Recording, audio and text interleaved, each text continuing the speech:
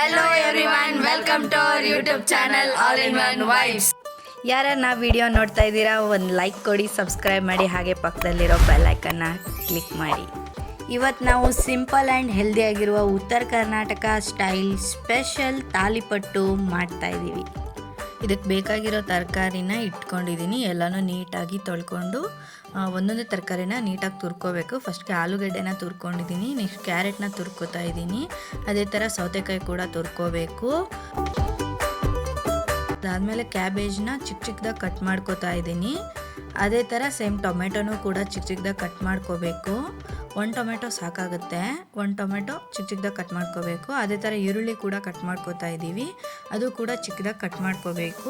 ಇವಾಗ ಒಂದು ಮಿಕ್ಸಿ ಜಾರ್ಗೆ 2ರಿಂದ 3 ಮೆಣಸಿನ್ಕಾಯಿ, ಹಾಗೆ ಒಂದು 4 ಬೆಳ್ಳುಳ್ಳಿ ಹೆಸಳು, ಹಾಗೆ ಸ್ವಲ್ಪ ಶುಂಠಿ ಹಾಕೋಬೇಕು. ಹಾಗೆ ಸ್ವಲ್ಪ ಕೊತ್ತಂಬರಿ, ಪುದೀನ, ಅದ್ರ ಜೊತೆ ಕರಿಬೇವು ಕೂಡ ಹಾಕೋಬೇಕು. ಅದ್ರ ಜೊತೆಗೆ ಒಂಚೂರು ರುಚಿಗೆ ಉಪ್ಪನ್ನು ಹಾಕ್ಕೊಂಡು ಇದನ್ನು ನೀಟಾಗಿ ಒಂದು ಪೇಸ್ಟ್ ಮಾಡಿ ಇಟ್ಕೋಬೇಕು.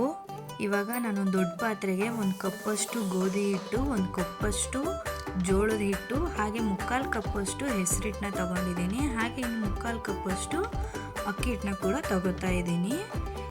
4 ಥರ ಹಿಟ್ಟನ್ನು ಕೂಡ ನಾವು ಚೆನ್ನಾಗಿ ಒಂದ್ಸತಿ ಮಿಕ್ಸ್ ಮಾಡ್ಕೋಬೇಕು. ಮಿಕ್ಸ್ ಮಾಡ್ಕೊಂಡು ಅದಾದಮೇಲೆ ಕಟ್ ಮಾಡಿ ಇಟ್ಕೊಂಡಿರ್ತಕ್ಕಂಥ ಎಲ್ಲ ತರಕಾರಿ ಹಾಕ್ತಾ ಹೋಗಬೇಕು.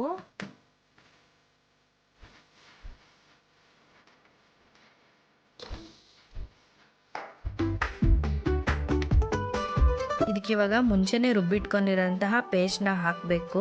ಅದಾದಮೇಲೆ 1 ಸ್ಪೂನ್ ಜೀರಿಗೆನ ಹಾಕ್ತಾಯಿದ್ದೀನಿ. ಹಂಗೆ ಒಂಚೂರು ಅರಿಶಿನ ಪುಡಿ ಕೂಡ ಹಾಕ್ತಾಯಿದ್ದೀನಿ. ಬೇಕಂದರೆ ಇನ್ನೊಂಚೂರು ಖಾರ ಮತ್ತು ಸಾಲ್ಟ್ನ ಹಾಕೋಬೋದು. ಇದನ್ನು ನಾವಿವಾಗ ಚಪಾತಿ ಹಿಟ್ಟಿನ ಅದಕ್ಕೆ ಕಲಿಸ್ಕೊಂಡು ಒಂದು 10 ನಿಮಿಷ ನೆನೆಯೋಕೆ ಇಡಬೇಕು.